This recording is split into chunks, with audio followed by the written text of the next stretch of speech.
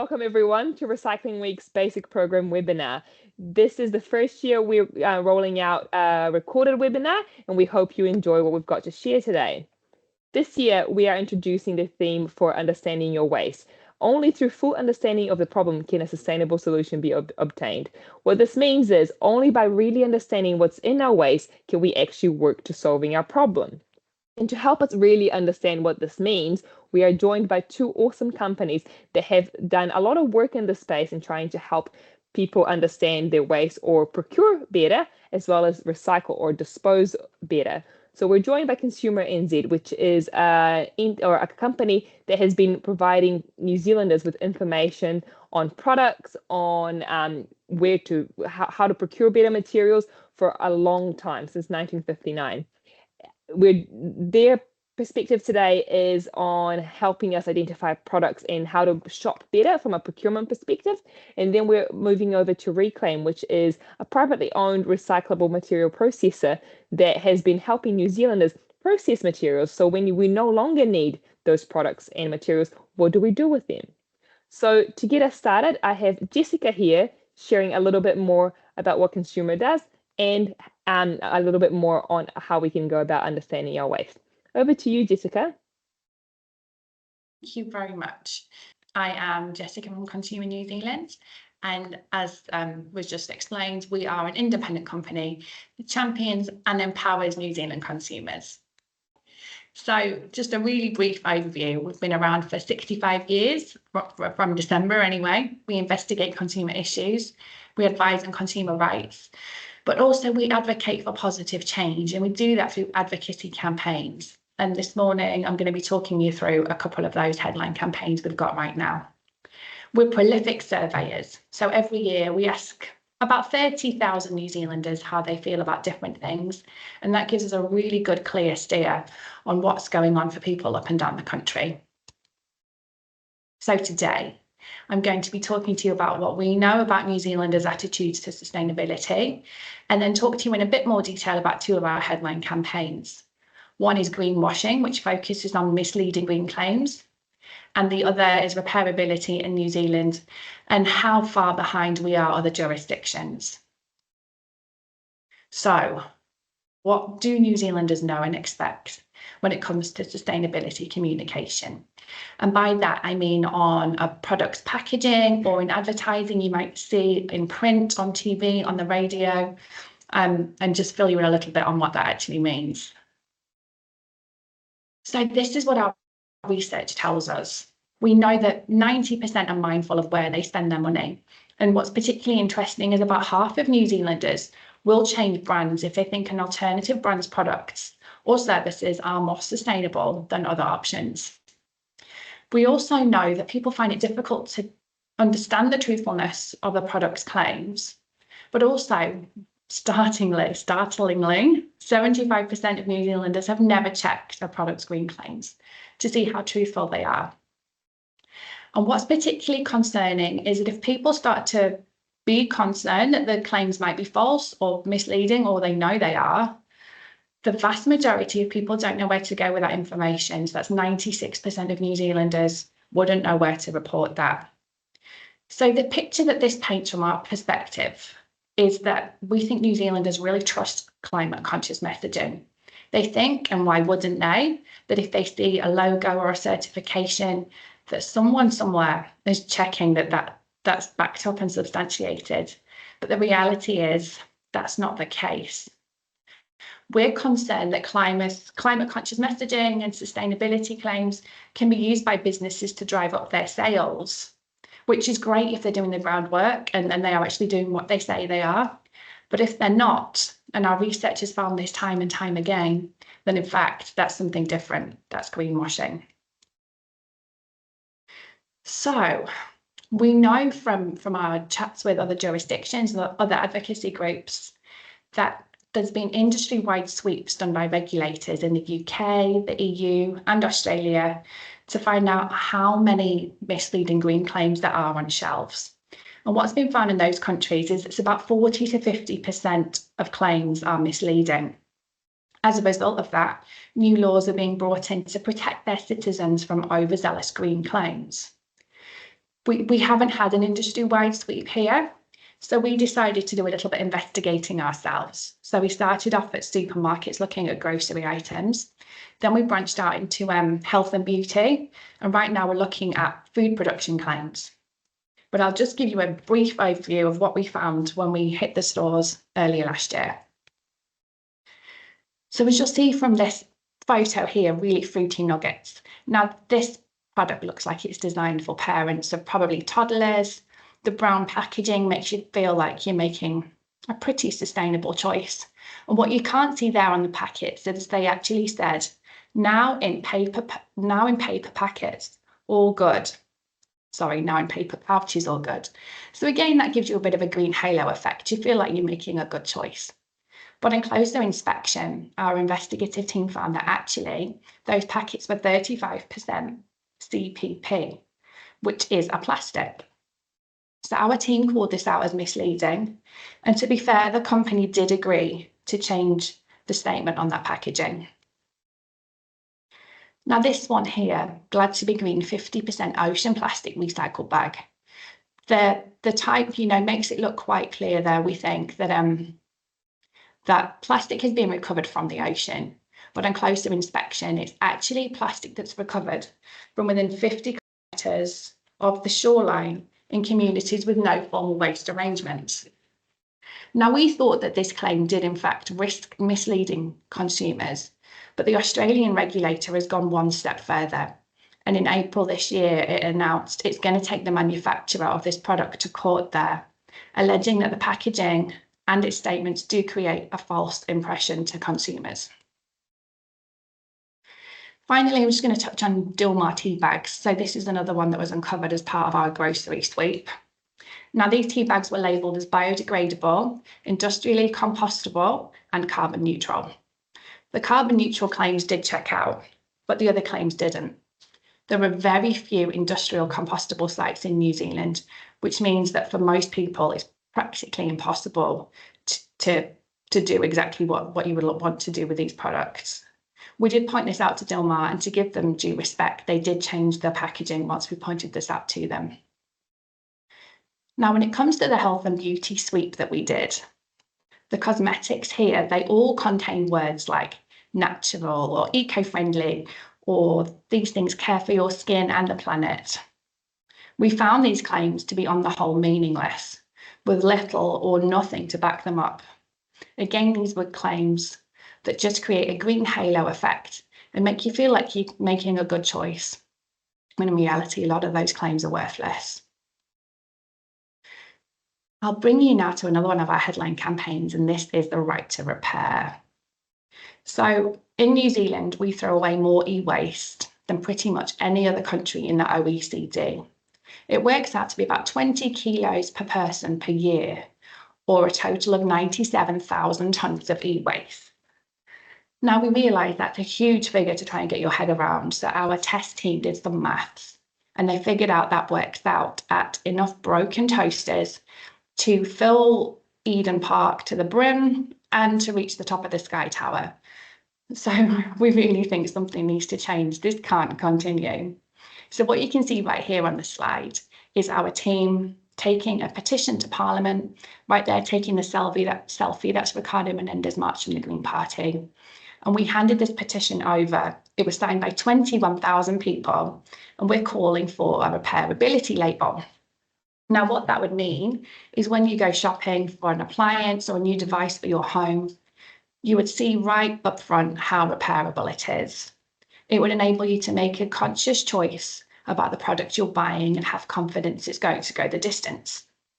In France, this repairability labeling system has already been rolled out.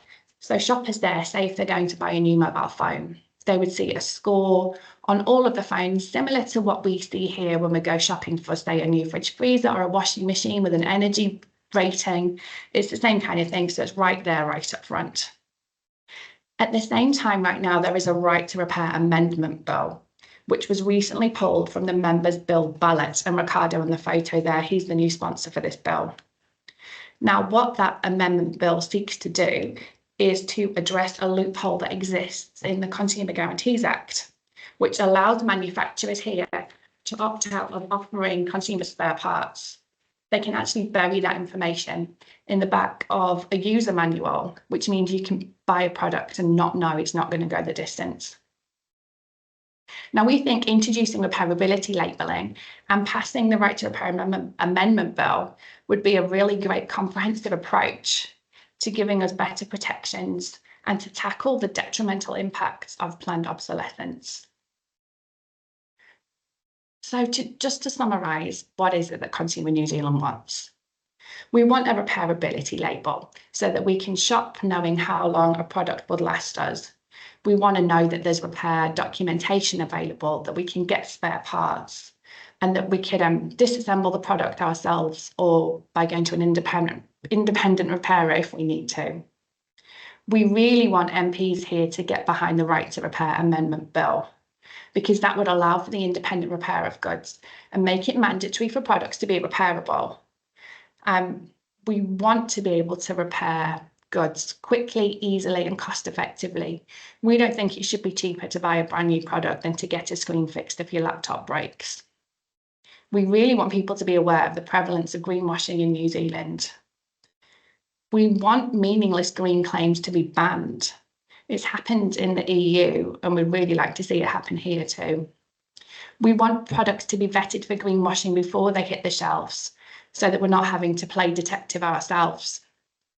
We would love to see the Commerce Commission even, hold greenwashers to account. Now, all those things are going to take time.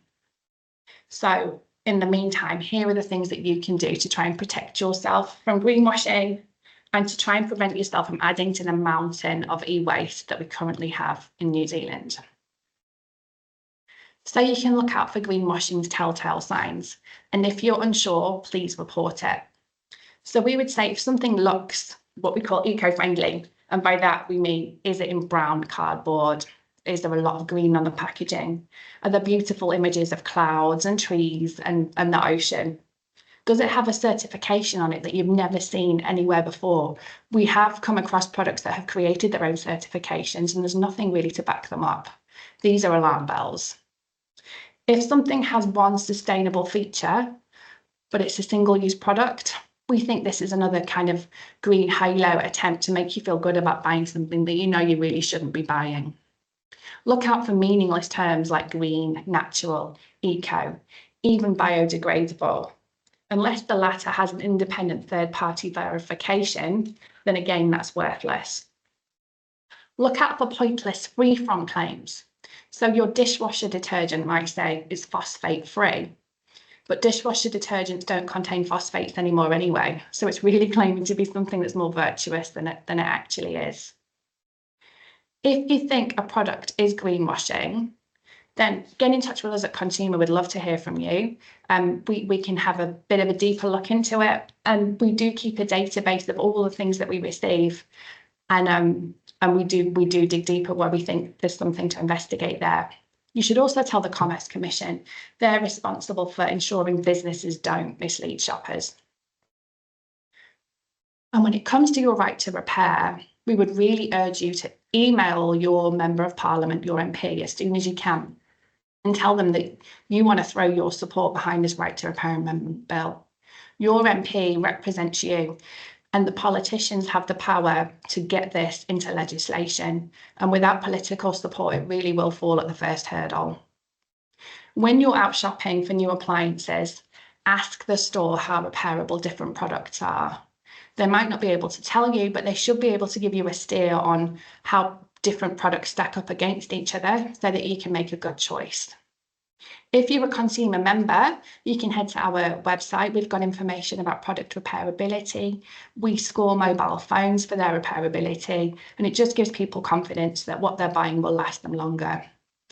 And finally, I'd recommend that everybody takes 10 minutes to school themselves up on the Consumer Guarantees Act. It's a really powerful piece of law that gives you so many rights. And it could be that you're entitled to request a repair rather than get a refund or a replacement. And I think realistically, that's what we would all like to see us get to. Thank you for your time. Thank you, Jessica. That was so insightful, and it's so important for us to really understand what we're buying, especially from a sustainability standpoint. So thank you so much for sharing that. I've got some questions, but I'll save that to the end. Now I'll hand it over to Bruce, who will be sharing a little bit more about Reclaim and how we go about understanding our waste. Over to you, Bruce. Thank you. Kia ora, everybody. I'm Bruce Island, Operations Manager at Reclaim, and today we're going to talk about understanding your waste. So, do you understand your waste? A bit of time to think about that. And now that you're thinking about it, over the next 10 minutes or so, hopefully we'll help you understand your waste and why it's important.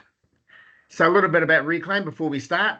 Reclaim is an independent company. We help people understand their waste. We help them, we do diversion, waste reduction, help you with some minimisation, and we do recycling, of course. A whole bunch of different streams, and we help you with education to help you work out what it is you're buying, what you shouldn't buy necessarily, and what you can do with the stuff that you have no alternative but to buy. Right, how do we end up in a use and dispose society? Way back at the beginning, in the early 1900s, everything was made to last or to be repaired. As Jessica's just pointed out to us, we'd like to see that happen again. There was very little actual waste that needed disposal of somewhere else. So there was waste, but it was reusable waste. It ended up in for compost in the garden. It got repaired. It got turned into other things. We would take components from one item and help use them to repair another item. And how did we get here? And by here, I mean in a throwaway society.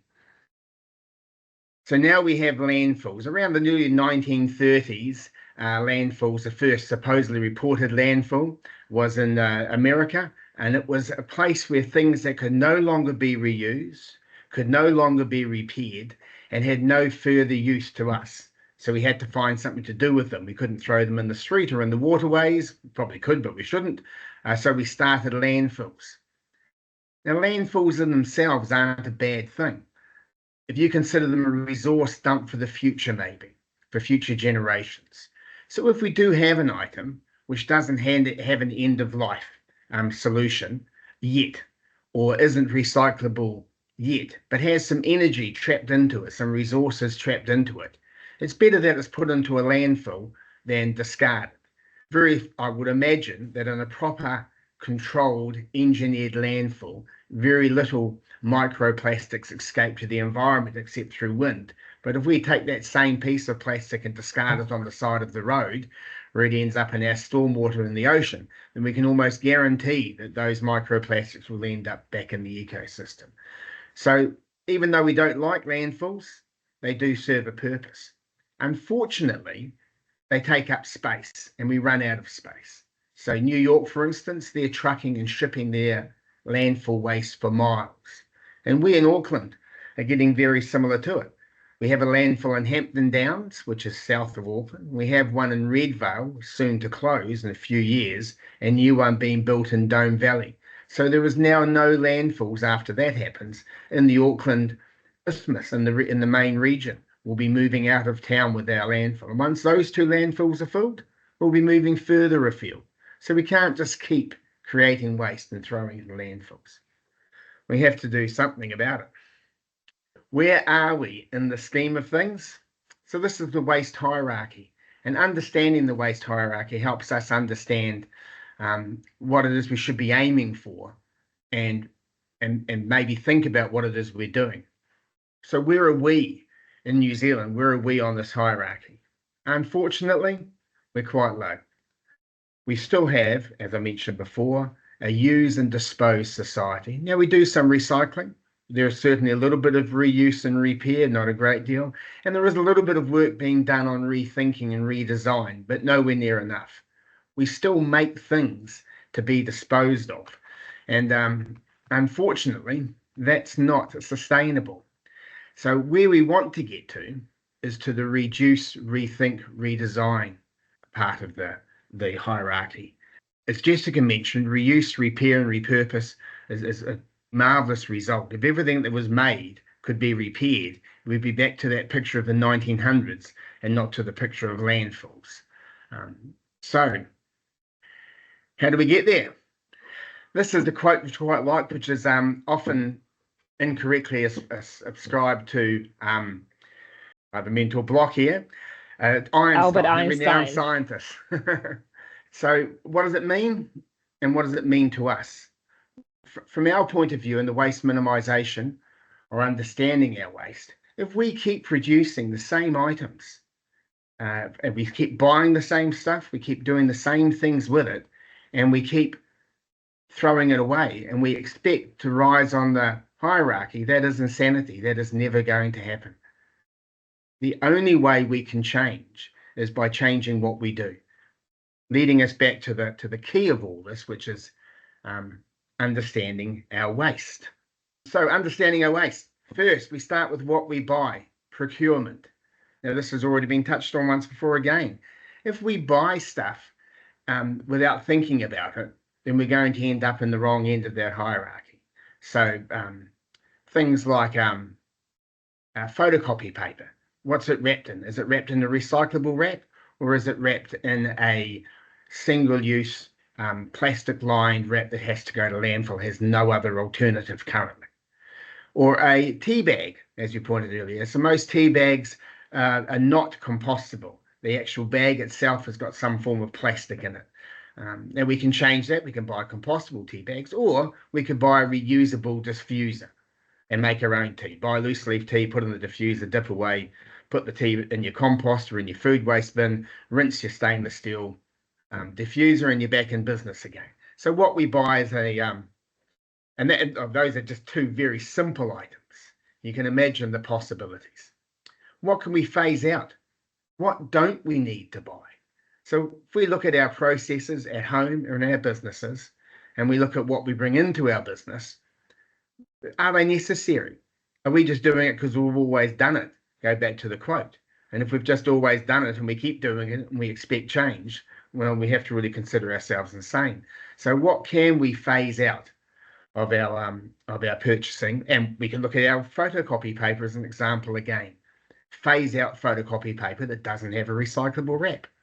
Phase out tea bags in your home that don't have a compostable bag, or use a diffuser. Phase out the tea bag altogether. A prime example I like to use is pillows.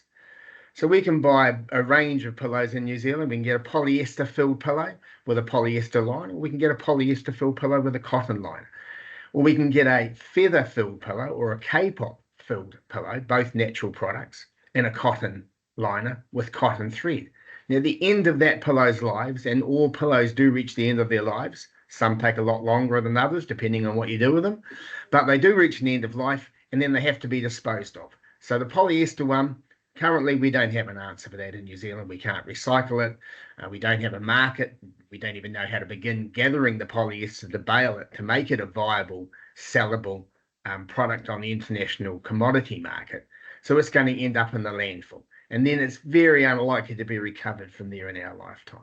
But your K-pop pillow or your feather pillow, cotton line, can just be separated and composted. Use the liner for rags before you compost it, and then compost it.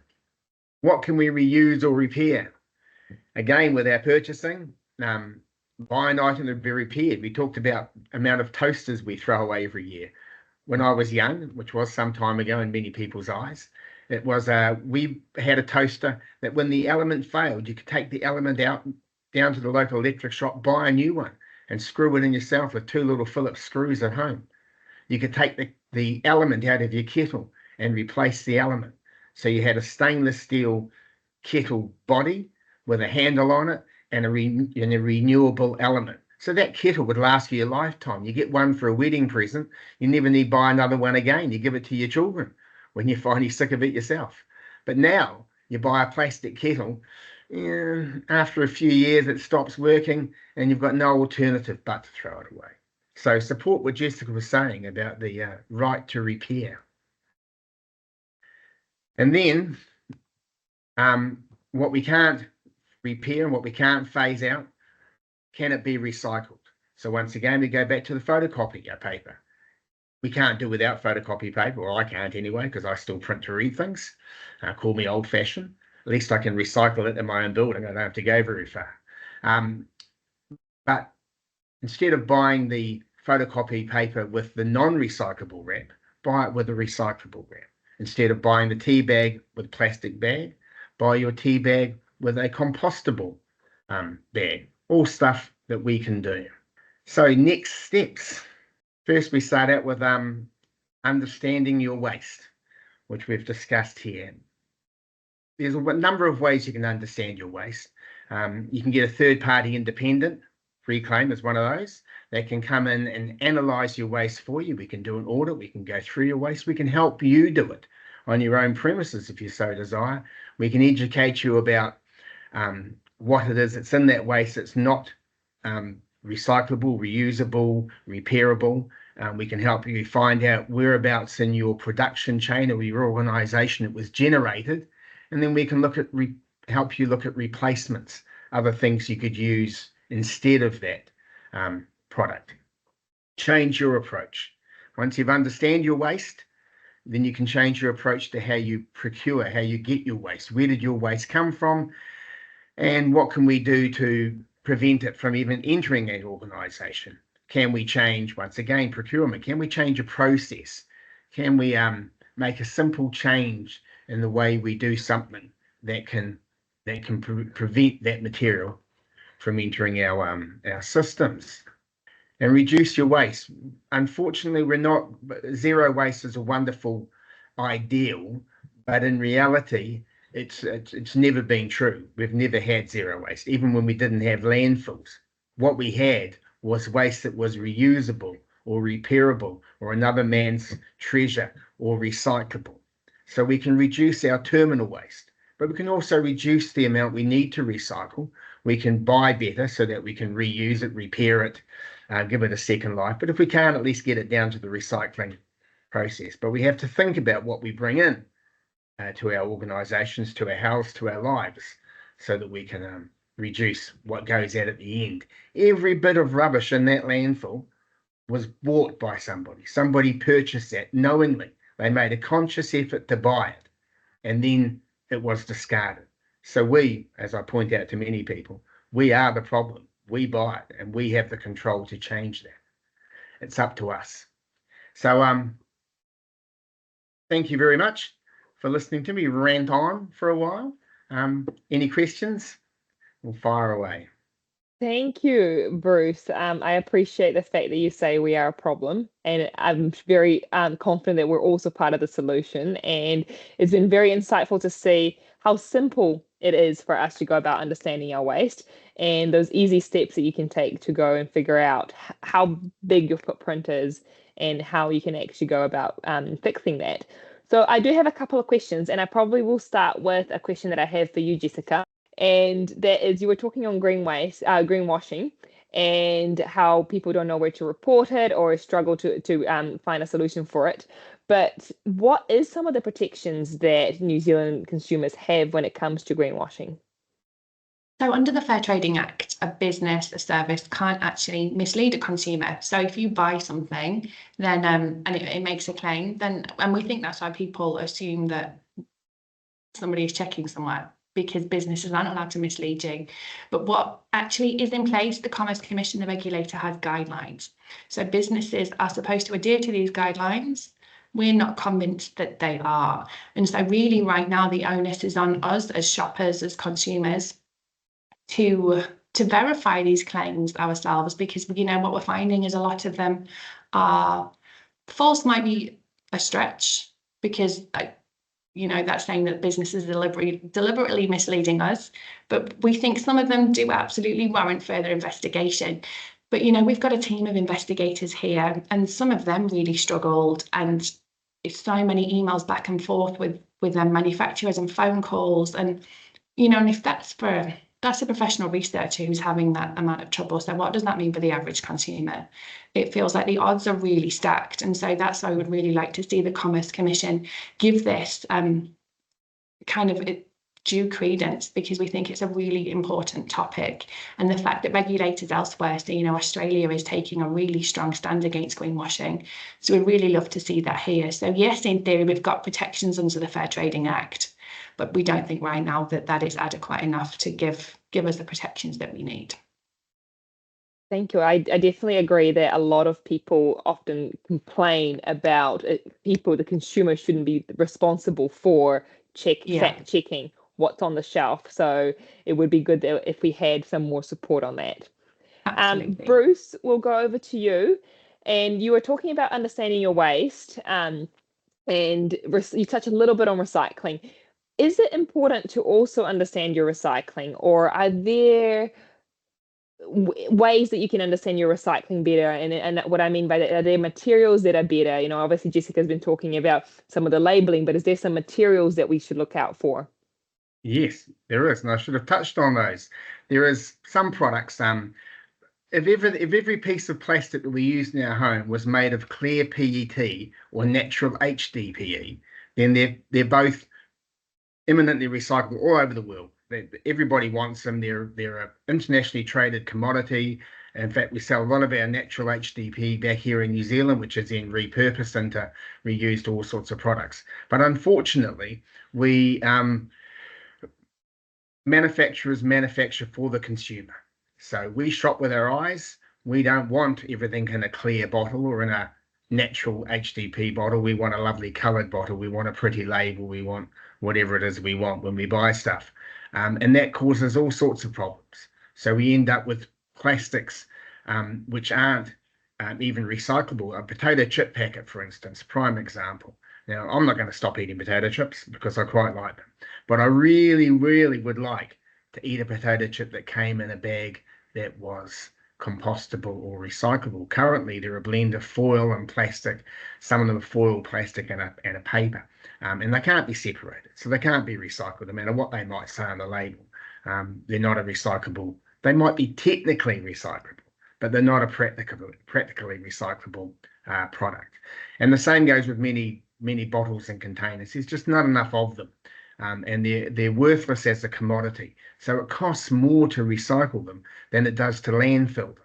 So it's very hard to convince people to pay us to take this material, to bale it, to sell it, because we're a commercial operator. We can't subsidise it. We don't get any funding from anywhere else except for what we can sell it for. So yes, there is understanding your recyclable, which goes back to that procurement. If you've called an independent audit room, once again, someone like Reclaim, we could go through your recycling as well as your rubbish. We could tell you what is in your recycling that maybe shouldn't be in there, or what's in your recycling which is recyclable but would be more recyclable if you change the product. And then you as a manufacturer or consumer can go back to where you purchased that from and tell them that you want them to change the way it's packaged to enable it to have an end-of-life solution. Thank you. Can you also, just as you're mentioning PET and HDPE, give examples of what kind of materials they are? Professional jargon. We all fall into the trap. PET is #1 plastic. So it's soft drink bottles mainly, but also used in a whole range of other. Your Marmite, Vegemite jars are usually PET. Any clear plastic jam jar in your fridge or in your cupboard, it's probably PET, but not always. And HDP is #2, high density polyethylene, and it's all your milk bottles. So natural, you've got 2 types of milk bottles in New Zealand currently made out of HDPE. There's the light proof bottle, which is the white one, and there's the natural one, which is you can almost see through. So natural HDPE is by far the preferred packaging product because it's forever saleable. And in saying that, the light proof one in New Zealand is reasonably good for us because there's a volume of it. There's millions of bottles produced every year, which give us a volume, a quantity, which makes it viable to get a market for it. So we can sell that stuff, and we can sell it easily, and we can make a buck doing it. But if you take a white PET container, a bottle, I won't name the manufacturers, it's a milk drink, and it's wrapped, so it's a white PET. And it's wrapped. If you're going to wrap it, why does it need to be white? Why can't it be clear? And then the wrap is made out of something different to the bottle itself, so the wrap ends up in the rubbish, and then you've got a coloured PET bottle, which is near worthless.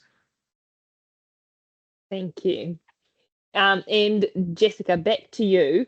On the right to repair amendment, what's the loophole that this would fix, and what difference does it mean for the consumers? So in New Zealand, as I touched upon briefly before, we've got the Consumer Guarantees Act, which is an amazing, we think of it as a superpower because it really does give you rights as a consumer. So what that means is when you buy a product, it should be fit for purpose and last a reasonable length of time. So reasonable is a word that comes up a lot under the Consumer Guarantees Act. So you need to be a reasonable consumer, reasonable expectations, but a product should last you a reasonable length of time. So that would mean that, you know, say you buy a new fridge freezer, you would reasonably expect that that's going to last you more than 3 years. And so when you buy it, yes, under the current laws, it's supposed to go the distance. But if they disclose to you at the point of sale that spare parts aren't available, then they can get around that because they've told you.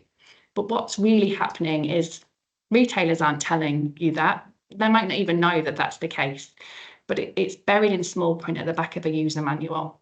And in reality, you don't even look at the user manual before you buy a product. Most people don't even read it when they get it home, let's be honest. So you could be in a position where you've got this fridge freezer and 3 years down the line, it's completely kaput and you can't get the part that you need here and it can't be repaired here, even if the part is available.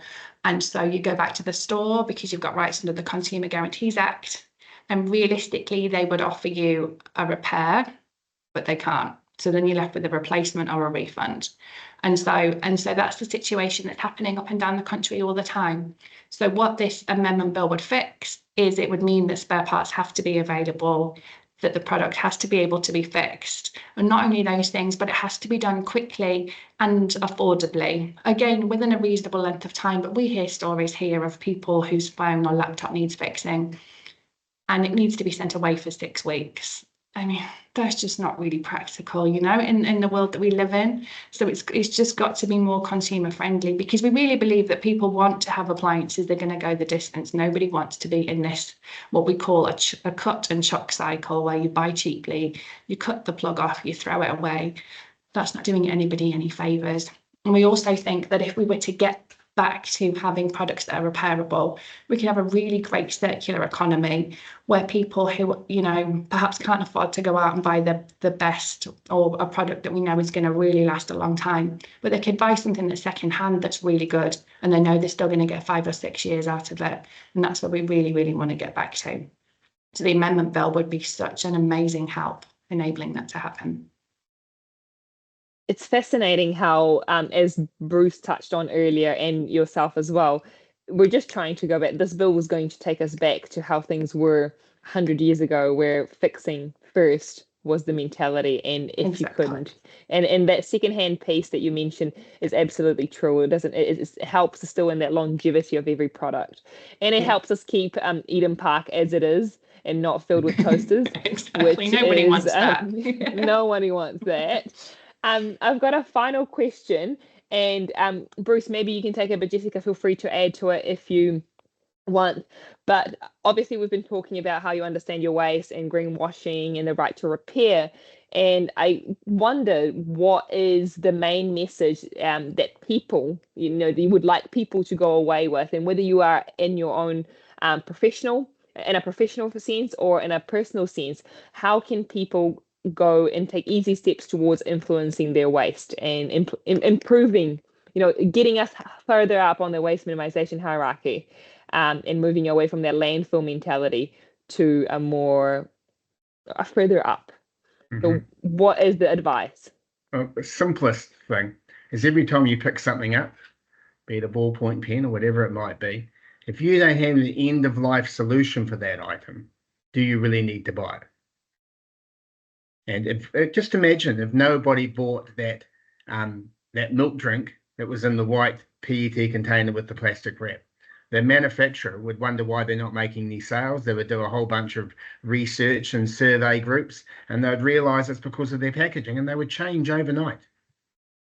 So, you know, we buy it, we're responsible for it. If we don't want it, if we don't want to be responsible for it, then we shouldn't buy it. Easy said, take the potato chips, you know.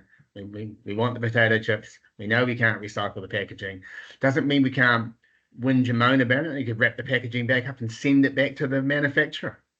You know, make a point.